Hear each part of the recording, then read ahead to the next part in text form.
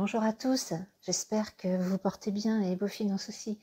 Alors aujourd'hui, j'aimerais que nous abordions le sujet de l'eau, moi ce que j'appelle l'or bleu, voilà, parce que faut vraiment être conscient que l'eau elle est précieuse.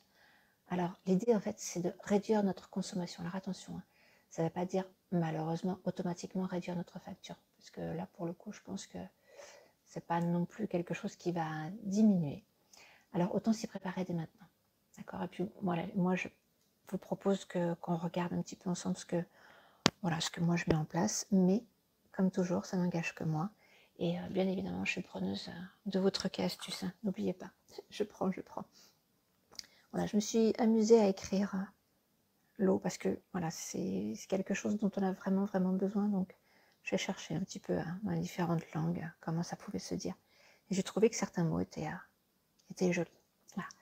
Alors, tout d'abord, une ou deux petites choses en ce qui concerne l'eau. Est-ce que vous saviez en fait que notre corps humain est fabriqué, enfin est constitué d'environ à 60% d'eau. C'est fou, hein. Et que notre planète était recouverte, elle, à 70% d'eau. Enfin, attention, hein, je ne parle pas de l'eau potable, hein, parce qu'il n'y a pas 70% d'eau potable sur notre planète. Voilà, alors, il est peut-être temps d'y faire un petit peu attention. Non. Alors du coup, je vais prendre mon petit carnet, voilà, si vous le connaissez. Hein, j'ai juste pris quelques chiffres, parce que vraiment, il faut vraiment en prendre conscience.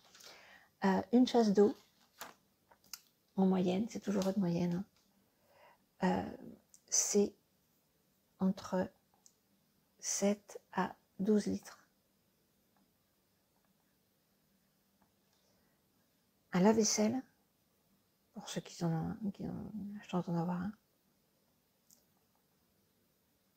c'est entre 10 à 20 litres. Alors attention, une douche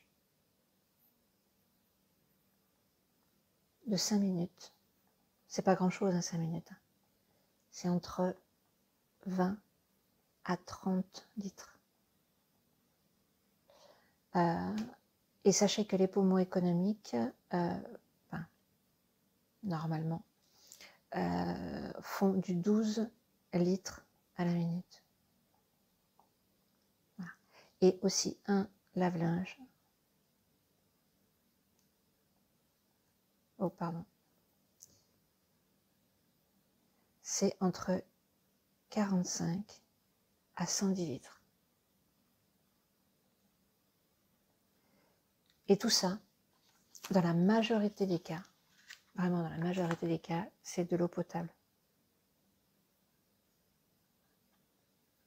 C'est-à-dire que c'est de l'eau qui est bonne à boire. Sauf que toute cette eau-là, elle ne nous sert pas à nous en tant qu'êtres humains par rapport à notre corps, à notre fonctionnement. Moi, j'ai trouvé que ces chiffres-là étaient vraiment ahurissants. Donc, du coup, pour réduire un peu tout ça, parce que là, si on compte en pack d'eau, vous voyez, voilà, une chasse d'eau, c'est comme si vous aviez un pack d'eau, enfin, un peu plus même. Bref. Donc, du coup, je me suis permise de lister un petit peu tout ce que moi j'avais mis en place depuis quelques temps, et puis j'essaye de m'y tenir. Pour vous en parler un petit peu. Alors, bien évidemment, la première de toutes, je pense qu'elle est bien connue, c'est récupérer l'eau de pluie. Alors, l'eau de pluie, elle va être utile pour bien sûr arroser les plantes à l'intérieur, extérieur. Je sais que certains l'utilisent aussi pour le lave-linge. Moi, j'avoue que c'est pas mon cas. Mais en revanche, lorsqu'il y a bien plu, je lave. Enfin, et que mes gamelles sont pleines, parce qu'en fait, je mets plein de gamelles pour récupérer l'eau de pluie. En fait, il m'arrive de remplir la cuve de mes toilettes. Parce qu'on n'y pense pas, mais c'est vrai que dans les immeubles, n'oublions pas, hein, lorsqu'on tire la chasse d'eau, il y a de fortes chances pour que ce soit de l'eau potable. Donc, voilà. Je ne suis pas très fière, en fait, mais bon, de tirer la chasse d'eau, sachant que c'est de l'eau qu'on peut boire. Bref. Donc, ma seconde astuce pour moins consommer, c'est que j'ai réduit le débit d'eau. Alors, je le réduis directement à l'arrivée d'eau dans le couloir, en fait, en extérieur de chez moi. Bon, je ne vais pas complètement refermer, bien sûr, mais un peu. Et je vous assure que lorsque je paye mes charges, ça se voit. J'ai d'ailleurs donné cette petite astuce à beaucoup de mes voisins, ils sont super contents. Ma troisième astuce, c'est que je n'ouvre jamais le mitigeur en grand. Sauf bien évidemment pour remplir mes casseroles ou mes bouteilles. Mais comment je vais pouvoir vous dire ça,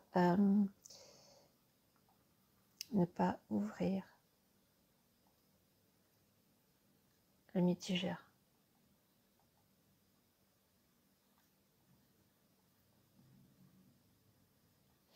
Alors, déjà, lorsque je rince ma vaisselle, par exemple, je prends un filet d'eau.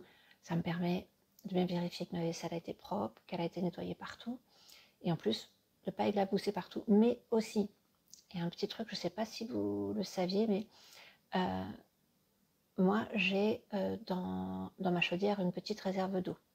Et si je veux que l'eau soit chaude, il faut que je laisse le temps de passer dans tout le, enfin parcourir tout le système de chauffe. Donc, pour que j'ai vraiment de l'eau chaude, si j'ouvre en grand le robinet, ça va ne servir à rien puisque l'eau en fait qui va sortir va être tiède. Un petit truc aussi astuce, pensez à ne pas jeter l'eau de cuisson de vos œufs. Pensez à arroser vos plantes avec. Ça leur donnera, parce qu'en fait, lorsque vous faites cuire vos œufs, ça se dégage du calcium des coquilles. Donc ça leur donnera un petit coup de peps à vos fleurs. Bon, c'est ce que je fais assez régulièrement. Bon, attention, il faut bien sûr que l'eau soit fraîche. Il ne faut pas la mettre bouillante. Mon quatrième petit truc, alors attention, j'espère que je ne vais pas déclencher les foudres, mais je ne prends pas une douche tous les jours. Alors attention, ça ne veut pas dire que je passe à côté de la toilette quotidienne. Hein. J'ajouterais même bien au contraire. Donc je prends une douche tous les 2 jours.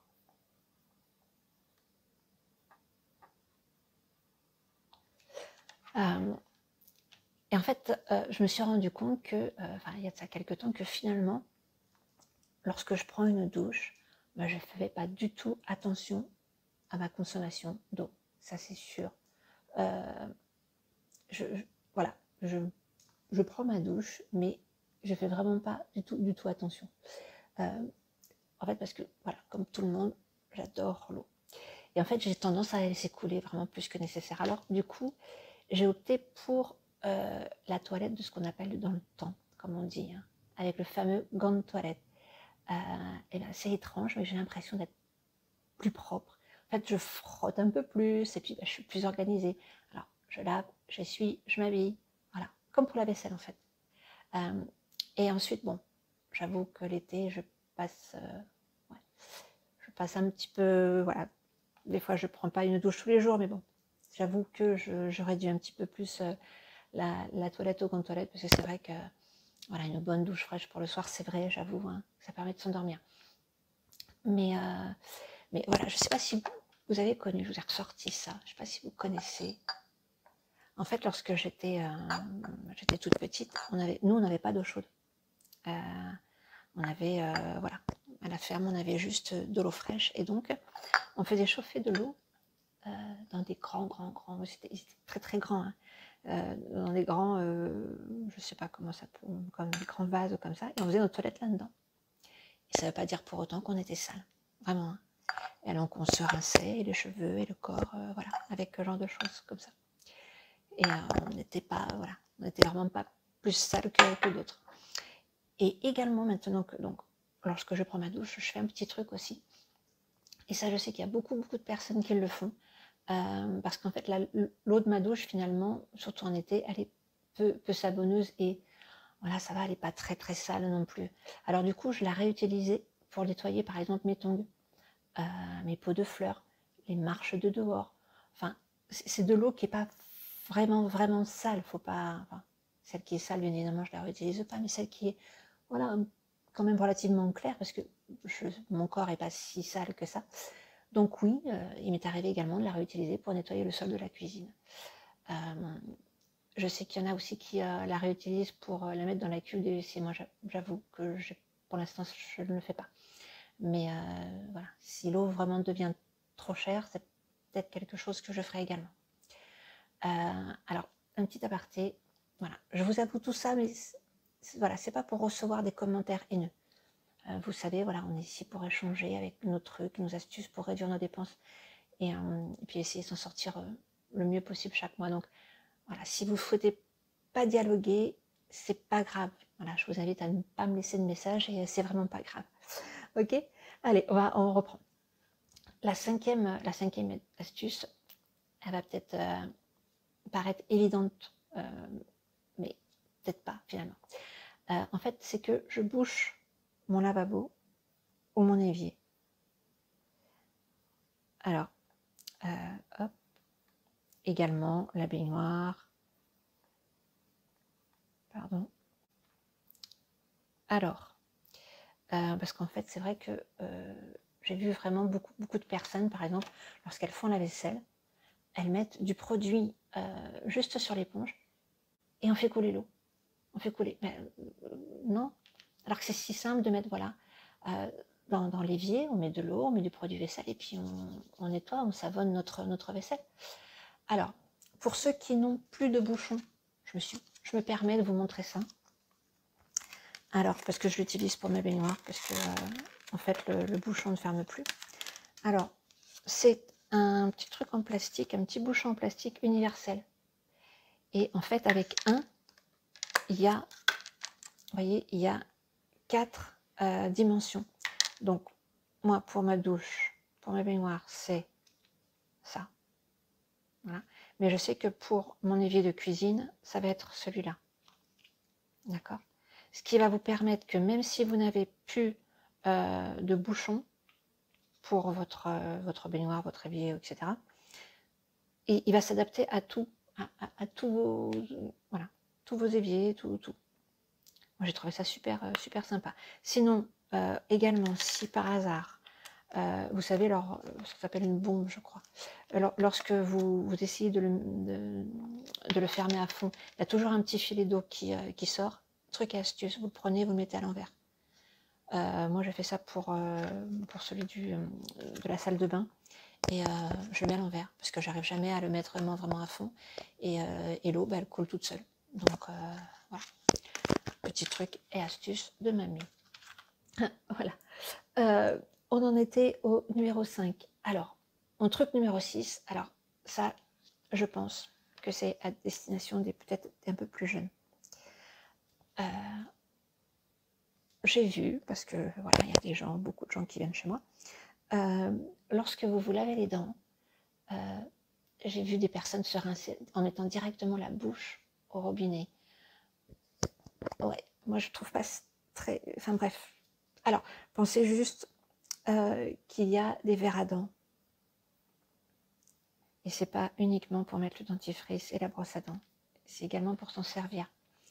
Et vous verrez que, voilà, un verre à dents, c'est grand comme ça, par exemple. Si vous le remplissez d'eau, je vous assure que vous allez faire des économies. Bref, je ne vais pas vous expliquer comment on se brosse les dents, parce que c'est vraiment pas... Voilà, chacun fait comme il veut, mais voilà, pensez au verre à dents. Vous allez voir, c'est super. Sinon, mon astuce numéro 7, c'est que, voilà, comme je vous disais, j'ai été élevée dans une ferme les premières années de ma vie. Et depuis que je suis toute petite, en fait, on mettait une cuvette dans l'évier. Et voilà, on ne supportait pas trop de manger avec les mains sales, donc il fallait toujours se laver les mains. Et du coup, on avait toujours une bassine ou un grand saladier avec de l'eau, et on se frottait les mains dans cette bassine-là. Et je me suis rendu compte avec la Covid qu'effectivement, on avait encore plus tendance à se laver les mains. Et je ne sais pas si vous avez remarqué, mais beaucoup dans les stations d'essence, maintenant, les robinets se coupent automatiquement, on va dire, très vite. Et bien c'est pareil, lorsque je veux me laver les mains, je mets de l'eau dans une petite bassine ou même dans un petit saladier, et je me lave les mains dedans. Donc vous allez me dire, oui, mais après vous jetez l'eau. Non, c'est de l'eau savonneuse. Mes mains, elles sont pas, mes mains ne sont pas pleines de cambouis, elles sont pas pleines de terre. Mes mains, elles vont être juste un petit peu savonneuses. Je les rince dans l'eau qui est claire, relativement claire. Donc je fais une fois, deux fois, et après je m'essuie les mains et j'ai pas, enfin, mes mains elles sont pas pleines de savon, elles sont propres. Et je fais pareil lorsque je fais la cuisine en fait, pour rincer un couteau ou un économe ou voilà, ou même mes mains lorsque je veux pas que mes mains elles aient le même. Par exemple, si je prends un avocat, ben, c'est pas pratique après pour éplucher, enfin pour couper une tomate par exemple. Donc je me rince les mains dans cette bassine. Pas forcément en ouvrant le robinet et puis en laissant couler 5-6 litres d'eau. Voilà. Et je trouve que l'eau, en fait, elle n'est pas si sale que ça, voilà.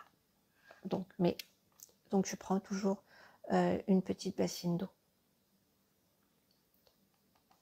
Une petite réserve d'eau, si vous préférez. Oh, pardon. Ma 8e astuce, et ça c'est quelque chose pareil qui, j'invente rien, c'est quelque chose qui est vraiment vraiment très vieux. Il y a de ça quelques temps, en fait, dans les cuves de nos toilettes, on mettait des briques. Voilà, pour qu'il y ait en fait un espace utilisé par la brique. Donc du coup, l'eau, la cuve était moins remplie d'eau. Ensuite, on est passé aux bouteilles plastiques, qui pareil encore, permettaient que l'eau ne se remplisse pas jusqu'à ras bord. Et donc du coup, moi je mets encore une petite bouteille d'eau dans la cuve de mes toilettes, enfin de mes WC, pour que lorsque je tire la chasse d'eau, au lieu qu'elle se remplisse complètement d'eau, bah, elle se remplit un peu moins puisqu'elle est déjà remplie, entre guillemets, par les bouteilles d'eau. Alors, je sais que maintenant il existe des chasses d'eau à 2 vitesses, mais voilà, moi j'utilise toujours ce petit truc et astuce pour utiliser un petit peu moins d'eau, et puis même si ma chasse d'eau a 2 vitesses, parce que je suis quand même un petit peu moderne, je mets encore cette petite bouteille d'eau, donc voilà, pour remplir un petit peu moins. Donc une petite bouteille dans la cuve des WC. Et pour finir, je sais qu'il existe des petits économiseurs d'eau à mettre sur le robinet. Mais moi, malheureusement, je ne l'ai pas fait encore. Parce qu'en fait, économiseur d'eau pour les robinets. Alors, je ne l'ai pas fait parce que mon robinet de cuisine, en fait, il est mal fichu. Il est un peu vieux et je ne peux pas en mettre un. Parce que sinon, je crois que je casse un petit peu tout mon système de robinet. Donc, mais si ce n'est pas votre cas, vraiment, je vous invite à en prendre un. Alors, je crois qu'il y en a à tous les prix. Ça va à peu près de 15 à 50 €, je crois. Mais alors, en fait, le principe est simple. C'est qu'en fait, lorsque vous tirez de l'eau, il se gonfle d'air. Il y a plein de petites bulles d'air qui se mettent dans l'eau. Donc, du coup, il y a moitié-moitié. Donc, forcément, vous consommez moins d'eau. Je trouve que c'est astucieux. Hein. Et en plus, il paraît que c'est très, très, très facile de les installer. Puis, on en trouve apparemment partout. Les Leroy Merlin, les Bricorama, tous ces grandes enseignes-là, vraiment, ils en vendent de partout. Voilà. Mais écoutez, c'était mes 9 petites astuces pour économiser un petit peu notre eau. J'espère que vous allez peut-être en découvrir quelques-unes et j'espère surtout que vous allez en mettre quelques-unes en pratique parce que vraiment, je vous assure que vous allez vraiment, vraiment baisser votre consommation d'eau. Vraiment, hein, moi je sais que j'ai donné, et puis j'ai aussi pris quelques-unes des astuces de mes voisins parce qu'on discute pas mal sur nos factures, etc. Et vraiment, on a regardé avec notre conseil syndical tous les consommations d'eau et on s'est rendu compte vraiment qu'en règle générale, notre consommation d'eau elle avait baissé pour tout le monde d'environ 20%. Vous me direz, c'est pas forcément énorme, mais c'est mieux que rien. Voilà. Et je vous avoue que je ne rougis pas de prendre qu'une douche tous les 2 jours. Je ne rougis pas non plus de mettre une bouteille d'eau dans la cuve de mes WC. Voilà, moi j'ai pas de très très gros moyens et ce sont des petits trucs que j'ai mis en place pour réduire et ma consommation d'eau parce que je fais un petit peu attention à la planète et vous assure qu'au niveau finances, ça fait toujours, voilà, toujours un petit peu de bien.